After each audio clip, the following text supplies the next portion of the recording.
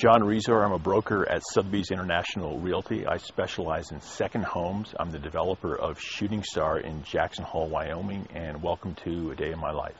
Also, we'll show you, there's one unsold right in the lake.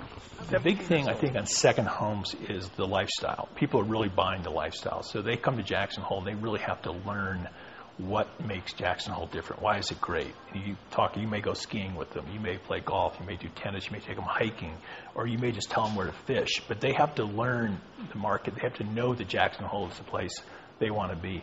That's really the first hurdle. So I never look at sales as, quote, converting somebody. I look at it as, hey, let's show them a good time. Let's show them what they can do in Jackson. And then when you start looking at property, they begin to focus a little more. Jackson Hole special is there's only 2.7% of the land is private. The rest is owned by the government. I mean, the median home in Jackson Hole is well over $1 million. This cabin is 5.15. In 2007, I had a very unusual, had a good year. We sold about $146 million of real estate. 95 million of that came in the fourth quarter in 3 months. But what a lot of people don't realize, that was about 2.5 years of work, and those sales just happened to close in 3 months. Real estate, of course, is fairly pricey, but relative to other states, our real estate taxes are relatively low compared to most states. So we think there's some definite advantages. Many people move here when they're about to sell a company or sell stock to lower their tax rate. And of course, you have to spend 180 days here to qualify. But that's not too hard a thing to do. I've never considered myself a good salesperson. That's something that's never come easy to me. And so I think what's made me effective is I've probably done a lot of homework, a lot of research. I've probably outworked most people in the business. And I think now I really have a good idea of what people want when they buy a second home. All our cabins are made out of this reclaimed stacked timber. John's a hard worker. I mean, he's a guy that, goes to work at 7 in the morning and the lights are still burning at 8 o'clock at night. He's not only a business person, but he's active in the community, and so he's pretty well rounded. At 9 o'clock? Is it going on? I moved here in 1988. So I started out working for Jackson Hole Realty as a salesman. You just show up with your license in the office and you sit there in kind of the bullpen, and it's pretty dead. Nothing really happens. You take floor time, and it takes several months before you really get your first customer.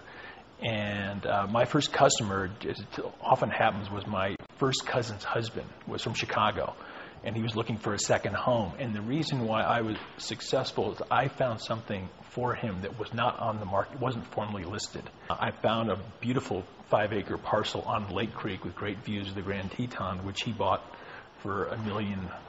That property today is probably worth $3.5 million. In our firm at Sotheby's, if you don't maintain contact with somebody, then if that person walks in, and they may end up with another broker or buyer. So I generally do maintain contact with people even though I've never sold them anything. And I do that because generally those people become your friends. And even if you haven't sold them, you'll still invite them to your Christmas party.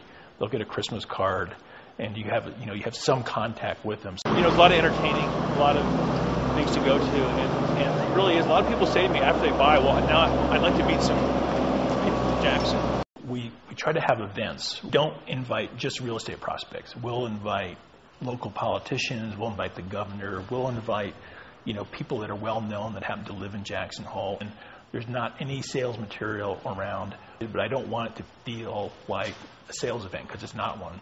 And so people come and they have a good time, and it's a good chance for a person that's just bought property to meet people.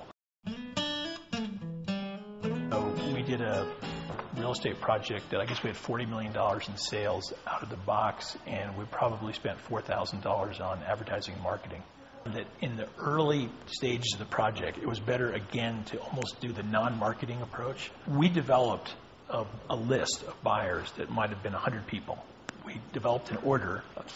Mostly repeat buyers got an early look, and people that had indicated they wanted to build a home. And so we started calling buyers to come in, inviting them to come.